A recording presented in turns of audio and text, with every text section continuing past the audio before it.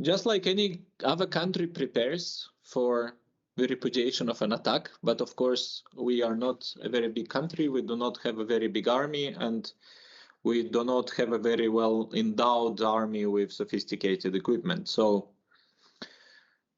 as I said, we are obliged to prepare for the full spectrum of scenarios, but of course we don't speculate, we don't predict, and we cannot talk publicly about what these scenarios are. What I can tell you post factum is that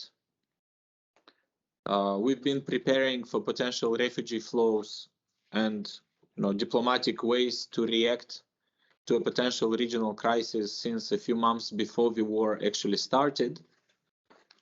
So we have the established protocols, and actually you could see that in terms of the way our state reacted to the refugee flows, we can say that it was and still is very well organized. It's ensuring a safe and dignified presence or transit for the refugees, and that's not something that was done overnight. We've been preparing for that, preparing material, people. So that also applies to the other things we're planning. But if you look at the size of our country, if you look at our recent history, at our economic levels of, at our economic situation, you of course can easily deduct that we are Ukraine's most fragile neighbor.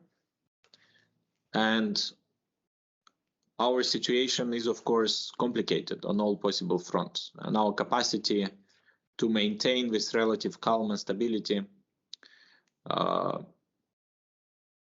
is stretched by the current situation. We're doing our best, and we hope that the situation in Ukraine stabilizes and there is a return to peaceful interaction and negotiated solutions.